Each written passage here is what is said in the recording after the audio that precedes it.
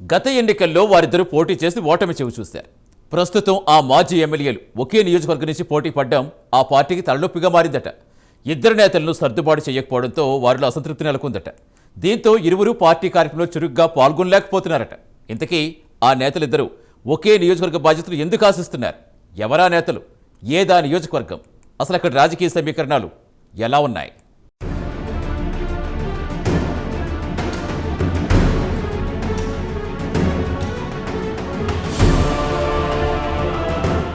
2024 ఎన్నికల్లో ఎన్డీఏ కూటమి ఘన విజయం సాధించగా వైసీపీ మాత్రం రాష్ట్రంతో పాటు ఉమ్మడి ప్రకాశం జిల్లాలో ఘోర పరాజయం పొందింది.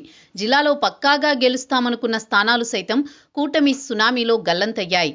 ఎన్నికల అనంతరం వైసీపీకి చెందిన నేతలు తమ పరాజయానికి కారణం తమ నియోజకవర్గాలు మారటమే అని గుర్తించారు. కనుక తమ నియోజకవర్గం తమకే కావాలని కొందరు పట్టుబడుతుండగా మరికొందరేమో తమకు కేటాయించిన సెగ్మెంట్లు తమకే కావాలని అంటున్నారట.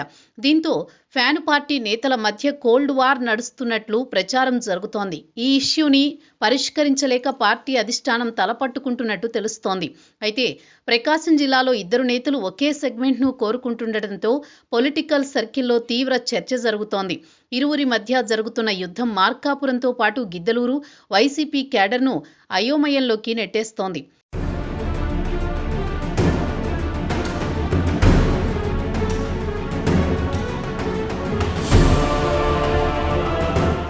అయితే గత వైసీపీ ప్రభుత్వంలో ప్రకాశం జిల్లా నుంచి మార్కాపురం ఎమ్మెల్యే కందుల నాగార్జునరెడ్డి, అలానే గిద్దలూరు నియోజకవర్గ ఎమ్మెల్యేగా అన్నా రాంబాబు కీలక నేతలు ఉన్నారు.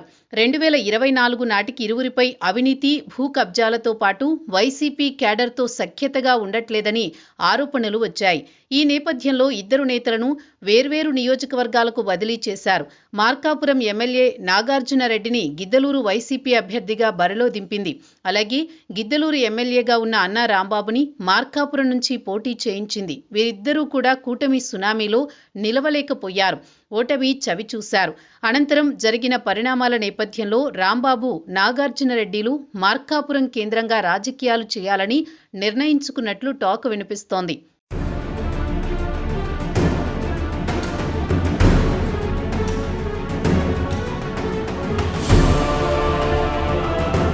ప్రస్తుతం అన్నా రాంబాబు మార్కాపురం వైసీపీ ఇన్ఛార్జిగా ఉండగా నాగార్జునరెడ్డి గిద్దలూరు నియోజకవర్గ ఇన్ఛార్జిగా కొనసాగుతున్నారు. కానీ మార్కాపురంలో నాగార్జునరెడ్డికి మంచి పట్టు ఉంది.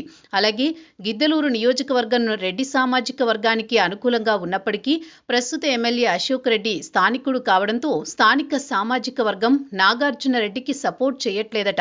దీంతో ఆయన మళ్లీ మార్కాపురం నియోజకవర్గానికే షిఫ్ట్ అవ్వాలని ప్రయత్నిస్తున్నారట. అయితే ప్రస్తుతం మార్కాపురం వైసీపీ ఇన్ఛార్జి ఉన్న అన్నా రాంబాబు స్థానికుడు. అలాగే నియోజకవర్గంలో బలంగా ఉండడమే కాకుండా రెడ్డి సామాజిక వర్గ సహకారాలు ఉండడంతో ఇక్కడ నుంచే రాజకీయాలు చేయాలని అనుకుంటున్నారట.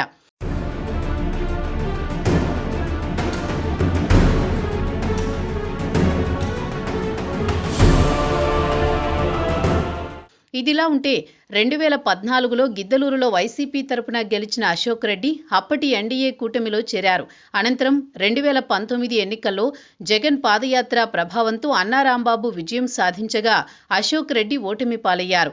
ఇక 2024 ఎన్నికల్లో కూటమి తరపున బరిలోకి దిగిన ఆయన వైసీపీ అభ్యర్థి నాగార్జునరెడ్డిపై విజయం సాధించారు. అయితే గిద్దలూరులో విజయం సాధించిన అశోక్ రెడ్డి ముందు నిలవడానికి ఏ నాయకుడు ముందుకు రావట్లేదట. దానికి కారణం 2029 ఎన్నికల్లో వైసీపీకి గిద్దలూరు నియోజకవర్గంలో గెలుపు అనేది కనిపించకపోవటమని అంటున్నారు.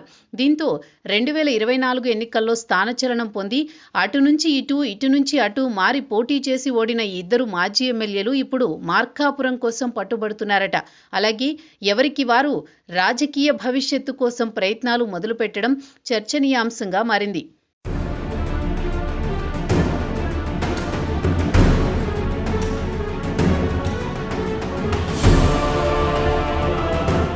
ఇక 2024లో మార్కాపురం నియోజకవర్గంలో ఓడిన అన్నా రాంబాబు తాను వచ్చే ఎన్నికల్లో గెలిచి చూపిస్తానని అంటున్నారు. గతంలో 2 సార్లు గిద్దలూరు నుంచి గెలిచినా ప్రస్తుతం తాను మాత్రం ఆ నియోజకవర్గానికి వెళ్లేదే లేదని అధిష్టానానికి తేల్చి చెబుతుంటే, నాగార్జునరెడ్డి మాత్రం తన తండ్రి, తన మామ, తాను గత 2 దశాబ్దాలుగా మార్కాపురం అడ్డాగా రాజకీయాలు చేస్తున్నామని అంటున్నారట.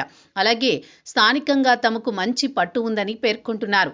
ఈ క్రమంలో తమకు మళ్లీ మార్కాపురం ఇన్ఛార్జి బాధ్యతలు అప్పగిస్తే 2029లో గెలిచి చూపిస్తానని ఛాలెంజ్ చేస్తున్నారు. ఇలా ఇద్దరు నేతలు ఎవరికి వారు వైసీపీ అధినేత జగన్ దృష్టికి తీసుకురావడం చర్చనీయాంశంగా మారింది. అయితే మార్కాపురం సెంటర్ కేంద్రంగా జరుగుతున్న కోల్డ్ వార్కు ఫుల్ స్టాప్ పెట్టాలని క్యాడర్ అధిష్టానం వద్ద మొరపెట్టుకుంటోందట.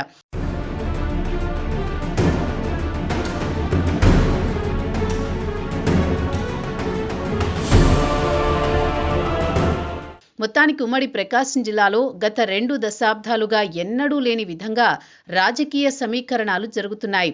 దీంతో గతంలో కాంగ్రెస్, వైసీపీకి కంచుకోటగా ఉన్న జిల్లా నేడు కూటమికి అనుకూలంగా మారింది. అలాగే అప్పట్లో ఓ వెలుగు వెలిగిన నేతలు 2024 ఎన్నికల్లో పార్టీ అధినేత జగన్ నిర్ణయంతో స్థానచలనం పొంది ఓటమి పాలయ్యారు.